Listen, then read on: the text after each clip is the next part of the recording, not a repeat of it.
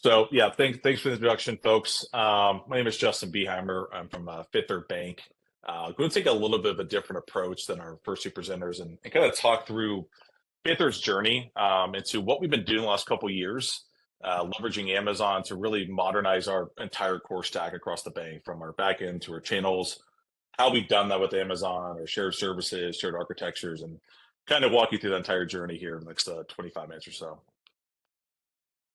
So just real quick about myself and the team, here. So about myself, left hand side. So I've been with Fifth Third for 5 years now. So currently, I lead our software engineering and architecture across our modernization space, which includes what we do to support a lot of our consumer customers for our mobile application, our 53.com, our IVR, our messaging. If you walk into a branch, you call it the call center.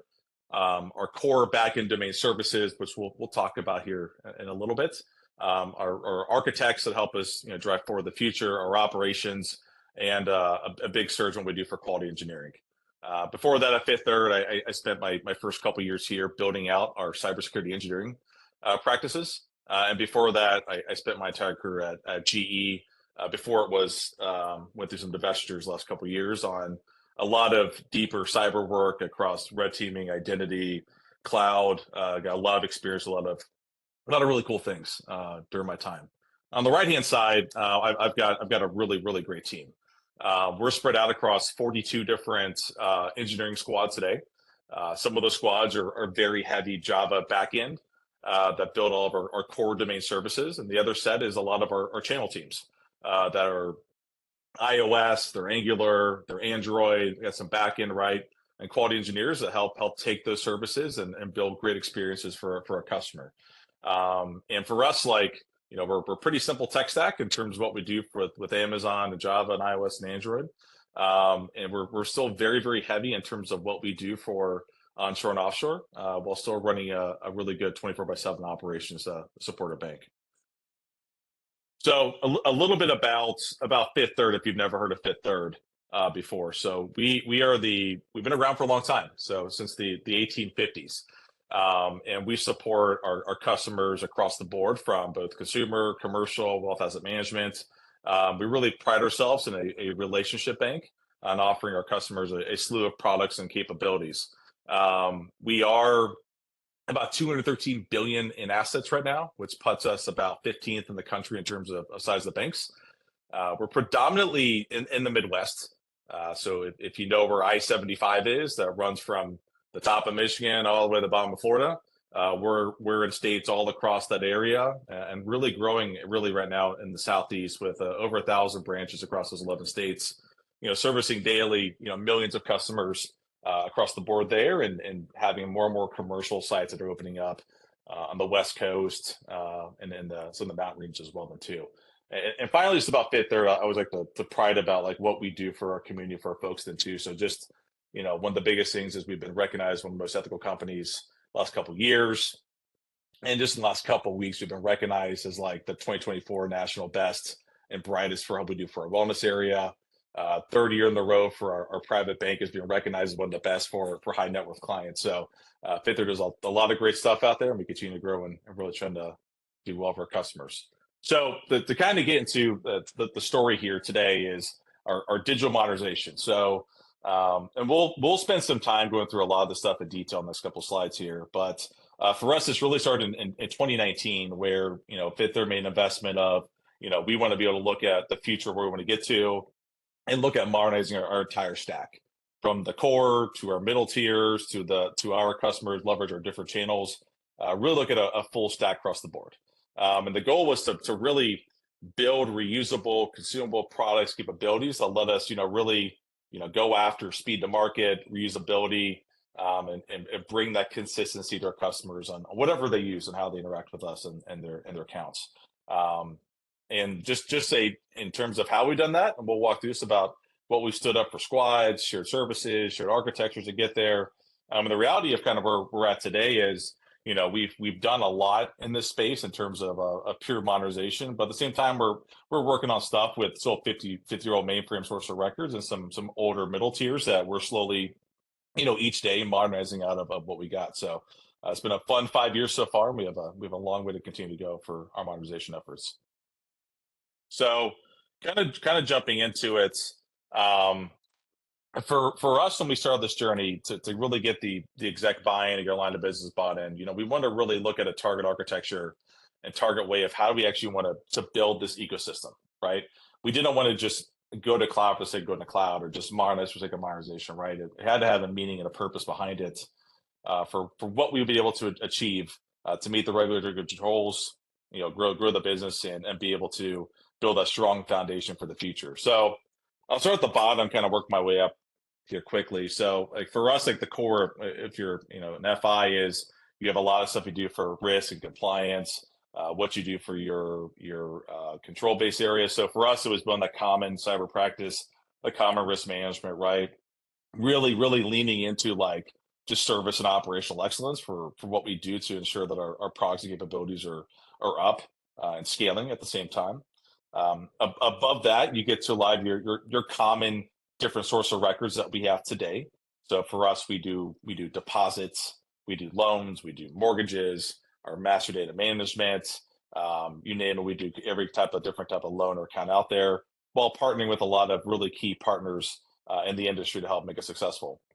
And on top of that, this is where the power of what we've really been doing the last couple of years has been: how do we build up these core capabilities, where you build once, use multiple places or domain services today that really power the growth above it. So if you're working in our mobile space or 5.com or commercial area or auto area, anything that we have today, right, to be able to scale and go quickly to really grow the bank, and grow our customers as well then too. So for us, this is like the foundation, the journey of the why we really went after modernizing our core bank and our core services today. So yeah, kind of getting started with Amazon. For us, it was taking a look at where the benefits come from, with Amazon. And for us, there's kind of three high level easy buckets of what success would look like here. One was connectivity and accessibility. For us, we're and have been a data center based ecosystem, out of the Midwest. And for us, we have customers that we're growing, across the US, but also we have customers that leverage our services anywhere. So for us, it was how do we make sure that we have scalable, burstable infrastructure as we need it? That could be any place in the world, right? That allow our customers to access it at will wherever they might be. Second one was speed to market. So historically, we were a quarterly, twice a year for some apps that we were doing giant waterfall releases and processes. And what we've turned to now has been a very agile methodology of how do we do continuous releases, move fast, fail fast, and be able to do releases if we need to daily or weekly at a much bigger pace to provide value back to our customers as fast as possible. And Amazon gives us that burstability and speed. And then finally, just in IT, like it's working on what matters for us.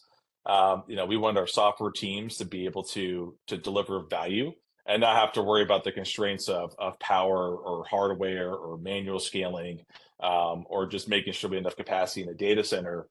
With Amazon, we know that backbone is there for us to scale as we need to and really focus and hone in on the core things that we want to get to instead.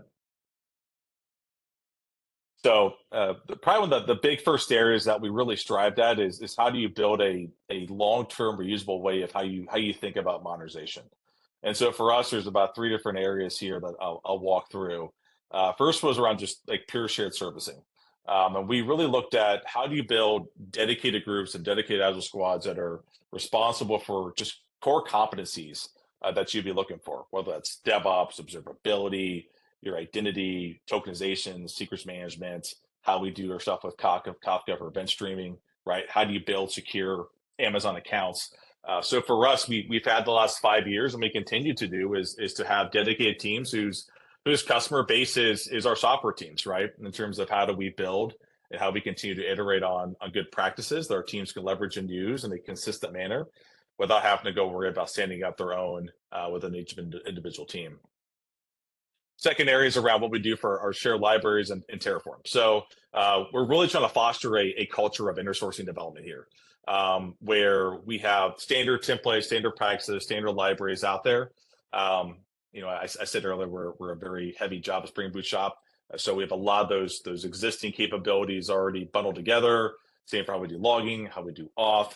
We have a ton of Terraform out there that we've already built that's consumable for API gateways, what we do for ECS, Aurora, we do for Dynamo, what we do for API, we do for VPC management, right? So a lot of great stuff that's already been done, that's already got pre-baked in our security, our compliance requirements, right?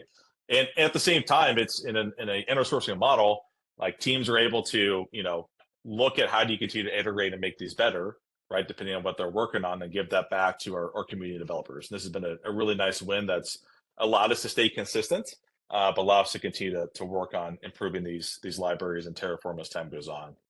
And then finally, in a financial institute, like the security around what we do in Amazon is also really key.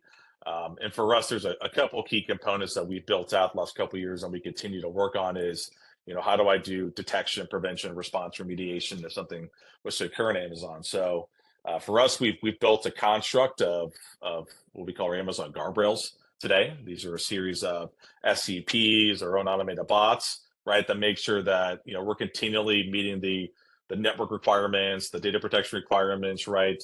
Look at the health of what's going on, and we use continuous monitoring of 24/7 to look at where we're at, what can be improved, right? What's drifted out spot into, right? To really kind of ensure that we're continually, as we build these new features, we do all this really cool stuff for our customers. We're continuously monitoring what's going on, and then finally, which is probably a lot of the spine of how we think of our development is identity.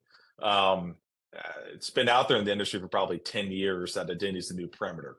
And we've baked an identity into everything we do today as a construct of at least privilege, zero trust, as we look at how do you interact with our services today. And really defining that perimeter to make sure that we're really meeting all of those needs that we want to get to. So all these capabilities for us here have really led to some really good outcomes for us. So by having these shared services, these shared libraries, this consistency, this foundation, we've been able to make sure that all of our builds are going through automation. We're doing continuous integration across our ecosystem. We have all the security controls and scans shipped and left early in development, right, to make sure that we're pushing to production that our customers use as good, secure code. Working on test automation to continue to drive how we make sure that defects aren't showing up or bugs are not showing up in production, right, the customers are looking at. And working on just continuous ways of how we do more release management, how we make sure there's no downtime, how we make sure that we have the right insights and monitoring in place. So for us, like those shared components and that investment that we did a couple of years ago have really paid off for allowing us to go with speed and consistency across the board.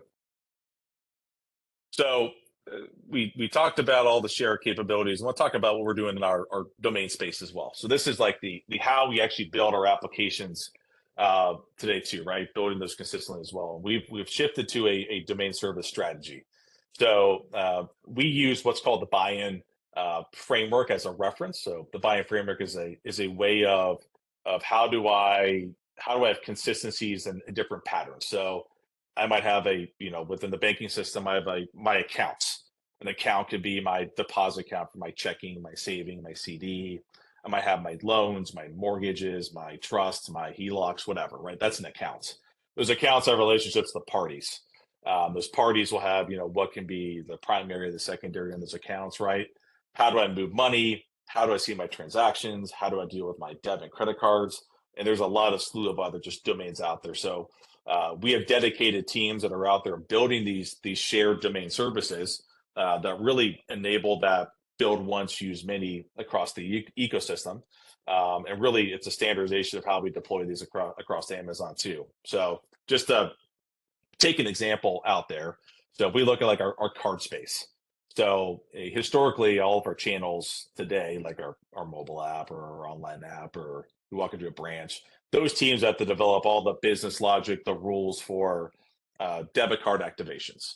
Now what we've been able to do is be able to move that into one central domain.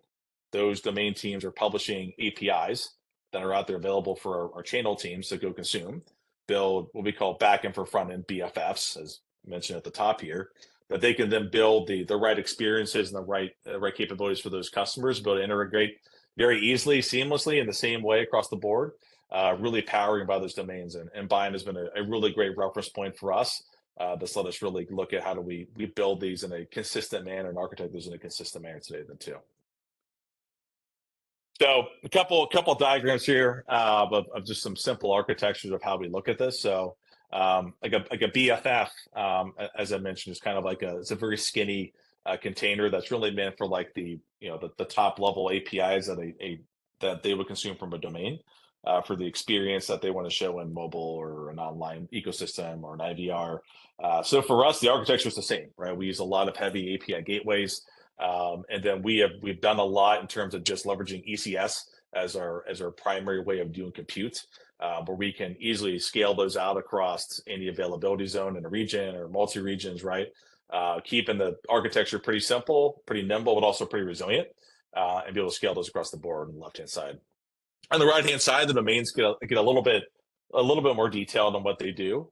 They still leverage a lot of the same container based architectures that we use today. We've used Aurora as our flavor of database management to store those records that are flowing in from Kafka, from events that come from our source of records today, that are processed, and then eventually the BFFs, the channels go use. So for us, it's been a lot of work to get to a simple design like this. I think on the next slide, I'll piece together a better holistic view of all these. So I'll give it a minute to kind of let you zoom in on this thing, but this is a very simplified view of like what an app architecture could look like in our space here. So in terms of how these BFFs integrate with all these different shared components we talked about before, with our IDPs, with our monitoring, with our logging, with our observability, with what we do for secrets management, right? How we leverage MSK across the board that's publishing data from our source of records up into the cloud that we're leveraging to really power all of our different channels today. So for us, this is a model that we're rinsing and repeating, and some of our other channel modernizations that we're doing right now as a way to scale and go very quickly across the ecosystem. So what that led to? So conceptually, cool. You've done domains, you've done shared services. Like the first big piece for us was our mobile ecosystem. We did the whole entire stack in kind of one go here. So for us, it was a couple of things here. And this was we going from quarterly releases to, since we went live in November of 22, we've done 30 plus releases. We're working on 31 right now.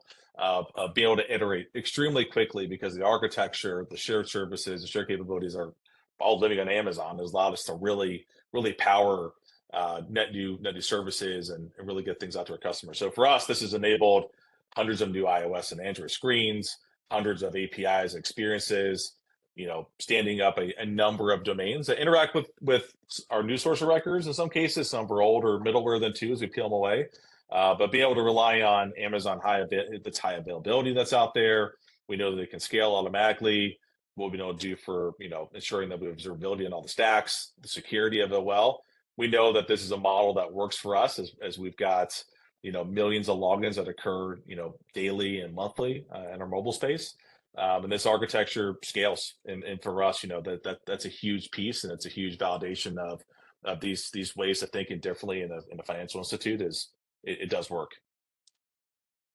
So kind of what's next for us, at Fifth Third. So we've been in this modernization for 5 years, and we're just continuing on. The snowball continues just to grow as it goes down the mountain here. So we're doing a lot of stuff in terms of continuing to build out those core domain services. They've got all the baked in APIs, allow us to really go after new capabilities.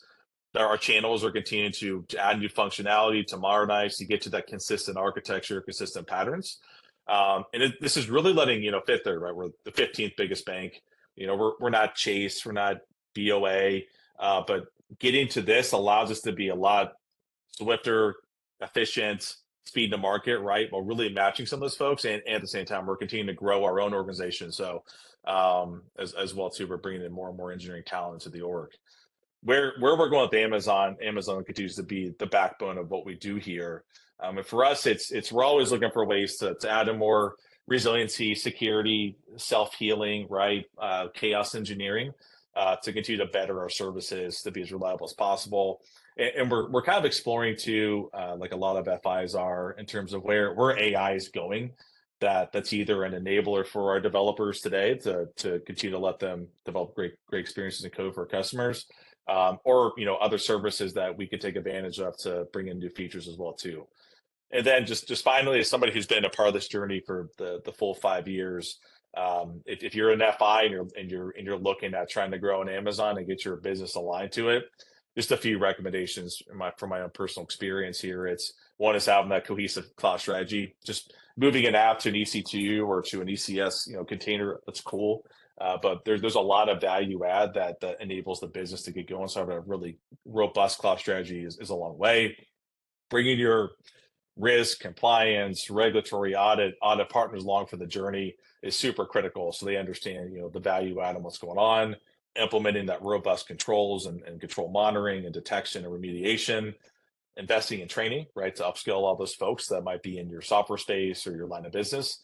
And then finally for me, it's focusing on scalability and flexibility, right? That's really where the power of Amazon comes out here for us is the burstability and scalability. I know it's something I don't have to worry about in this ecosystem as we get more and more customers and move more and more capabilities to cloud. So for us, that's kind of fifth thirds at a high level, our journey with leveraging Amazon as a core piece for how we've been developing shared capabilities, shared services, common architecture that's really letting us move pretty quickly into modernizing our bank. So thank you for the time and the opportunity.